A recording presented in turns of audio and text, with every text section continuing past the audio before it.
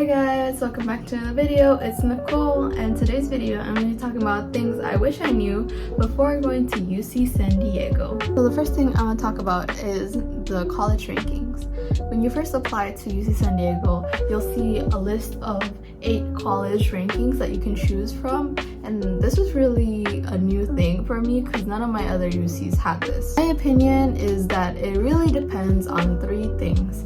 Your location, like the college location, the major, your major, how does it relate to GEs, because each college has different GEs, which is kind of the most important thing. My advice is don't put USC or Revelle on the top. Nobody says anything good about them. 6th is kind of a jack of all trades. The only bad thing about 6th maybe is that their suites could go up to like 14 people, but the apartments are really nice. 7th, if you like cooking, you got a kitchen and dining room, so I really love this, and I kind of like having less people, like it's not a suite. The only downside about 7th is it's kind of far away from campus.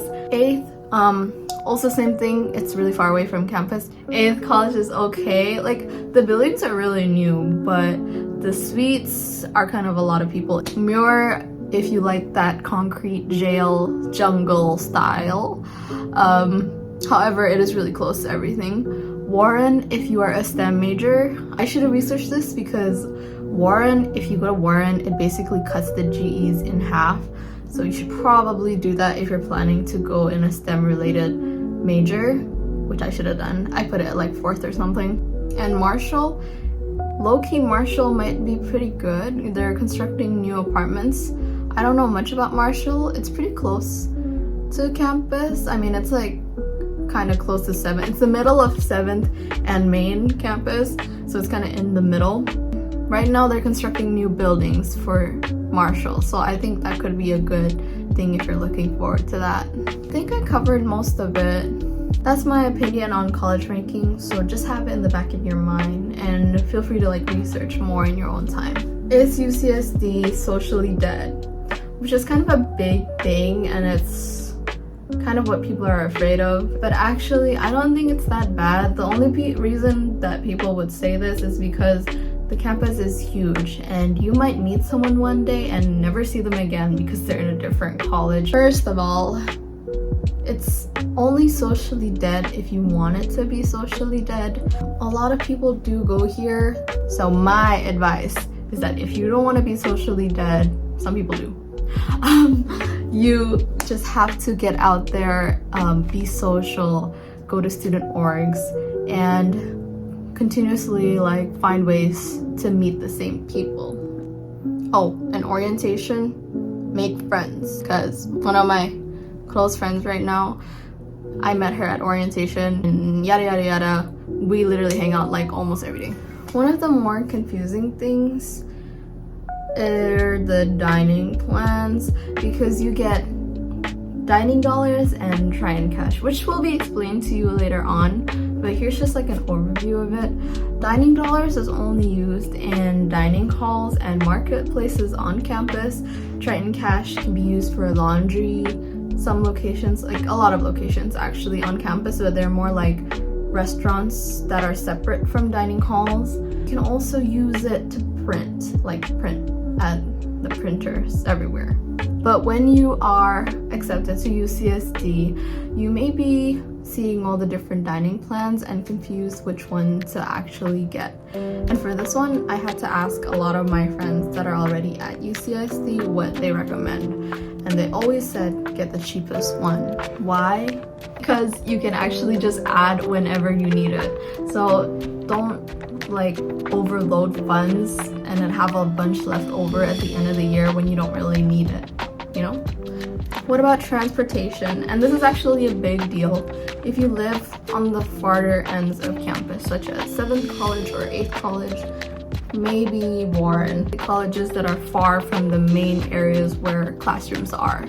Transportation, there's actually a lot. You can use the shuttles, which are on campus.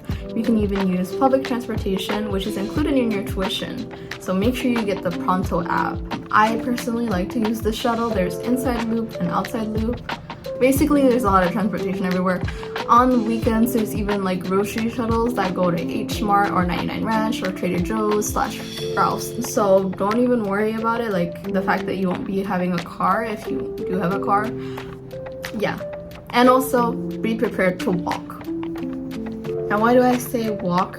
It's because sometimes the shuttles don't come when you want it to come, and you kind of gotta, if you know what I mean. Sometimes the shuttles will not run, like at 10:15 is when they stop, and let's say you're like super late out somewhere, you're gonna have to walk.